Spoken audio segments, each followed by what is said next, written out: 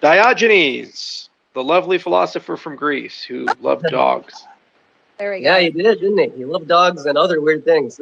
Charles, great to talk to you, and nice to be in the speaker again. Hope everyone's doing well. Merry Christmas, Merry Happy Holidays. You know, at times like this, it really reminds you life is fragile. Tomorrow I can get hit by an 18-wheeler, and look at that, that's it. So hopefully you guys are very good mentally and physically. So Charles, I wanted to talk about midnight on the Cardano blockchain, if we can transition.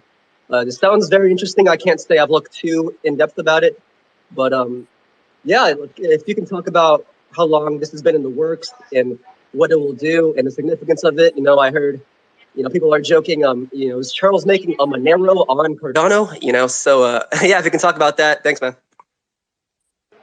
No problem at all. So we've been working on Midnight now for about 4 years, and it started with a basic discussion of how do we build something to preserve ACE, freedom of association, commerce, and expression.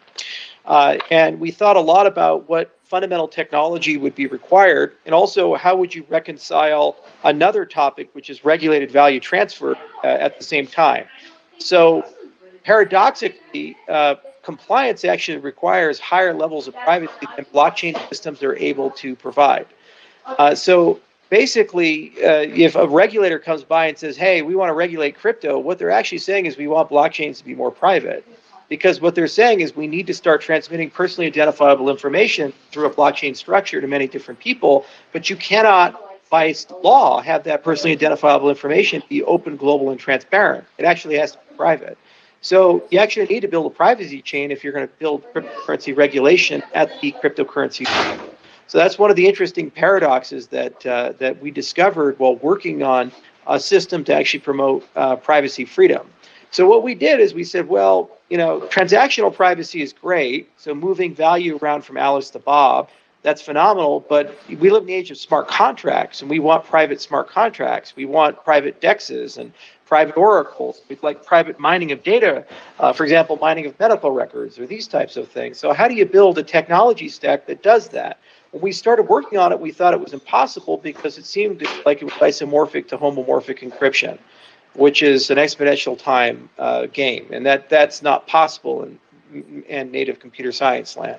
But what we did is we discovered that there are ways to simplify things a bit, and we created a framework called Kachina about 3 years ago, and then what we've been doing is systematically implementing that alongside Prism, and now we have a beautiful identity stack. We have a great snark stack, which is based on Plonk, and then we have Kachina, our privacy framework. We put all these together, and we said, well, can we do something like Zcash had a love child with Ethereum, and their love child that came out is living on Cardano as a partner. That's basically, I'd say, the best way of looking at Midnight. It's a general purpose programming platform that has a lot of great capabilities built under the hood, specifically for people to write applications that are privacy enabled and also layer identity and disclosure regime how they see fit. So it's a superset of the Moneros of the world where you can basically just do private transactions, but you can do so much more. And our hope is to launch it as one of the first sidechains of Cardano. So it's a partner of Cardano, and basically Cardano provides infrastructure, security, liquidity, and our ecosystem. And in exchange, Midnight has to pay rent. So the native currency dust will actually go to the ADA holders for the staking process.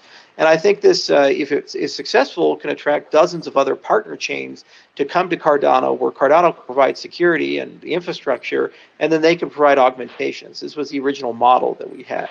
So we're really excited to bring Midnight to the ecosystem. We think it's going to really be fun. Everything from underground newspapers to disclosure things for whistleblowing, all the way to being able to create a DEX that has privacy and automated regulation, but is still completely decentralized. So this is the design space that I think Midnight occupies. And the programming language is very friendly. It's TypeScript-like. So it's very similar to JavaScript, and so it's going to be very accessible for developers. And we're also talking about design patterns where you can use Pluto's contracts to call Midnight contracts and back and forth, so you can kind of mix and match based upon your security and needs for correctness. Thank you. That's amazing. It's really funny how things like these come up, these projects, and I don't know, I don't want to come off as complaining, but it's funny how in my perspective, I see the mainstream crypto narrative, Cardano is like that cute child they don't need to pay attention to, when in reality, I swear to God, it's like the most sophisticated. So this is very, I don't know, man. Yeah, it's like something you need to get into, and once you realize it, then you're really hip. But it's unfortunate for the people that are like, they have one foot in the door, so they don't really understand. But yeah, that's amazing, Charles. Thanks for answering.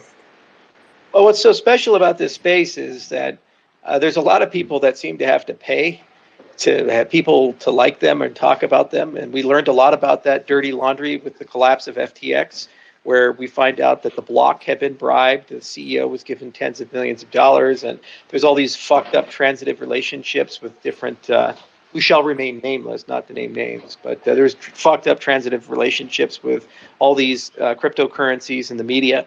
And we never paid for anything. I've never in my career paid for an interview or paid, a publication to write a nice article about us. And because we don't pay to play, either we get ignored or we get oftentimes dismissed. And there's this bizarre expectation that everybody has to pay for everything. Like I just recently went to a Snoop Dogg concert and hung out with Snoop Dogg. And all these people tweeted, they said, well, how much money do you have to pay to do that? I said, no, they just invited me. I didn't pay anything. They gave me a VIP armband. I went and talked. Why? Because we're friends.